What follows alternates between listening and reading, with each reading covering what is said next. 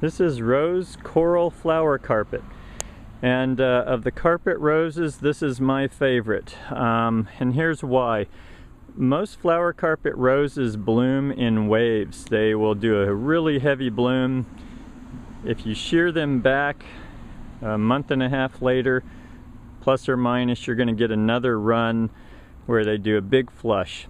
And most of those in our area start around April, May, depending on the spring, and will go all the way until October, November, depending on how early we get frost. So what that means though is you have these times in between the blossom where there's not much going on. And the difference for coral flower carpet is they come out, they bloom, and they're always pushing up some more blossoms. These always have some color on them. They don't bloom in the waves the way the other varieties do. Now, these are on a median island. They haven't been touched, but what I'll tell you is that even though this isn't, the best look of this plant, this is in between when all the others don't have anything going on, or depending on when they've been deadheaded. And also, this has a really nice flower color, which I'll show you at show you a photo at the beginning of the video. And it's just got a lot of white in the flower, so it fits into some color schemes that are really nice. I actually have this, oddly enough, with a white hydrangea at my house, and it also looks amazing next to different forms of lavender, especially like a silver anook, where you have really gray foliage, almost white, along with the purplish lavender bloom, and then combine it with this flower color that has white and coral in it. It's a pretty striking combo. If you want a low maintenance, heavy blooming ground cover rose that blooms for a long time consistently, this is a really nice candidate. Sizing wise, they in this mass planting, they've put these about 3 feet on center.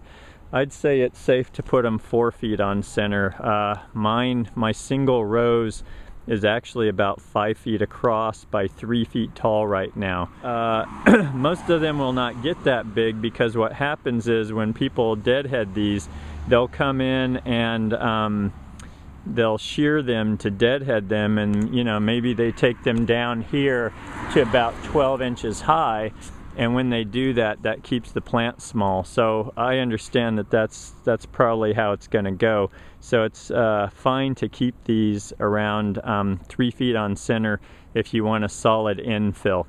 But do expect them. I mean, this plant right here is probably 24 to 30 inches high, and that's one season's worth of growth. Carpet rose is all relative. I think relative to hybrid teas and shrub roses, these are carpety, but they are certainly not a ground cover by the standard definition where they're about 12 inches or less. These are easily 18 to 24 inches consistently, and make sure you allow for that in your design. If you've got things behind these that only get 20 inches tall, you're going to have a problem. It'll look strange. So make sure you do understand that the mature blooming size of all carpet roses, I would tell you, is 18 to 30 inches high, and that's an important distinction. Secondly, I'm going to show you down here where they are not getting as good a water to some of these plants, and you see how they're performing. This is a very easy plant to grow. For a plant to be looking that way, now look how it's small to begin with, and it's lacking any blooms and hardly any foliage, and the foliage that's on there is brown and not doing well. This is struggling, and the one next to it is too. I guarantee you that's an irrigation issue. When you've got these others right next to it, they're all green and looking the way they're supposed to. The biggest mistake in design is the lack of coordination between the sprinkler system and the plantings, and you can see videos on that. This drives me crazy, but make sure that however you set this up, that you're getting even water distribution to your plant design.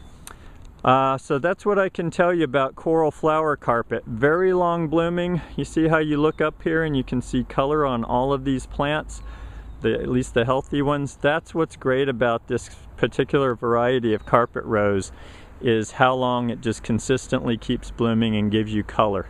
And that also, carpet roses in general are very disease resistant.